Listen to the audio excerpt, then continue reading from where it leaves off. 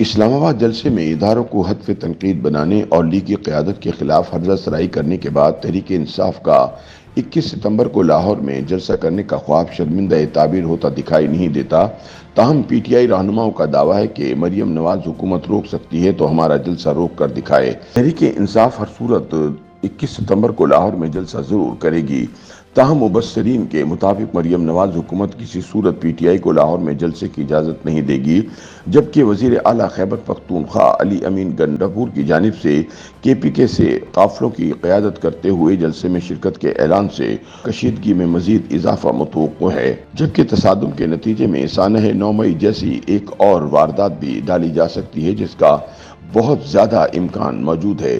جبکہ پنجاب حکومت کی کھلی مخالفت کے باوجود پی ٹی آئی کی 21 ستمبر کو لاہور میں جلسہ کرنے کی ضد کی وجہ سے آنے والے ہفتے میں عمران ڈوز کی دھلائی اور ٹھکائی کے علاوہ سرکردہ یوتیوں کی گرفتاری کے امکانات روشن ہو گئے ہیں۔ خیال رہے کہ پاکستان تحریک انصاف نے 21 ستمبر کو لاہور میں جلسہ کرنے کا اعلان کر رکھا ہے۔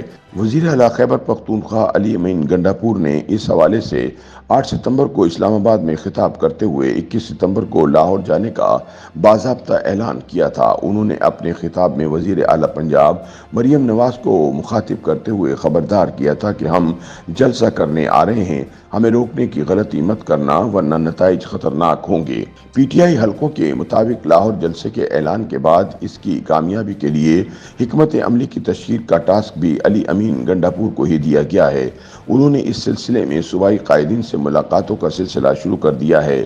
گنڈاپور کے قریبی ذرائع کا دعویٰ ہے کہ لاہور جلسہ اسلام آباد سے بھی بڑا ہوگا۔ وزیر اعلیٰ علی امین گنڈاپور صوبے سے جانے والے تمام قافلوں کی قیادت کرتے ہوئے پنجاب میں داخل ہوں گے۔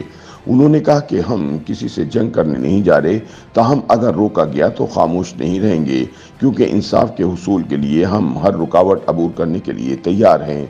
اس کے لیے انصاف یوتھ ونگ اور ذیلی سطح پر پارٹی ورکرز کو متحرک کیا جا رہا ہے اور کارکن بے چینی سے 21 ستمبر کو لاہور جانے کی تیاری میں ہیں۔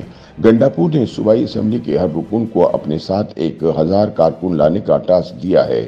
ہماری تیاری مکمل ہے اور صرف پشاور سے 20,000 سے زائد کارکن لاہور جائیں گے، جبکہ باقی اضلاع سے بھی کارکنوں کے قافلے موٹر وے پر مرکزی قافلے میں شامل ہو جائیں گے، جبکہ پی ٹی آئی کے مرکزی قائدین بھی صوابی میں جمع ہوں گے اور وزیر اعلیٰ علی امین گنڈاپور کے ساتھ لاہور روانہ ہوں گے۔ انہوں نے کہا کہ ہم پہلے بھی رکاوٹیں ہٹا کر جلسہ گاہ تک پہنچنے میں کامیاب ہوئے اور اس بار بھی رکاوٹ کو ہٹانے کے لیے تیار ہیں۔ لاہور کا جلسہ ہر صورت ہوگا۔ لاہور کے مینار پاکستان گراؤنڈ میں جلسہ کرنے کے لیے اجازت مانگی گئی ہے۔ این او سی مل گیا تو پرامن طریقے سے جلسہ کیا جائے گا اور اگر نہ ملا تو پھر دبا دم مست قلندر ہوگا، مگر ہم پیچھے نہیں ہٹیں گے۔ دوسری جانب مبصرین کے مطابق لاہور کا جلسہ مسلم لیگ نون اور پی ٹی آئی دونوں کے لیے ٹیسٹ کیس ہے، کیونکہ پنجاب حکومت جلسہ روکنے کی پوری کوشش کرے گی، جبکہ دوسری جانب P T I workers Imran Khan کی کال پر ہر صورت باہر نکلیں گے۔ تاہم اگر ٹکراؤ ہوا تو 9 مئی کی طرح کا ایک اور سانحہ ہونے کا خدشہ بھی موجود ہے۔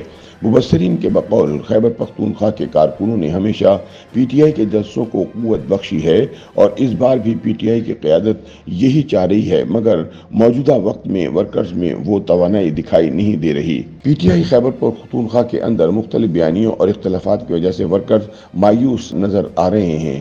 انہوں نے بتایا کہ جلسہ کرنے کی اجازت ملنے یا نہ ملنے کے بعد صورتحال مزید واضح ہو جائے گی۔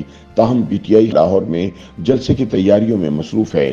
تاہم وفاقی وزیر عطا تارڑ کا وزیر اعلیٰ خیبر پختونخوا علی امین گنڈاپور کے لاہور جلسے کی تیاریوں اور دعووں بارے کہنا ہے کہ تم آؤ لاہور، ہم انتظار کریں گے اور دیکھیں گے کہ اٹک کا پل کیسے عبور کرو گے۔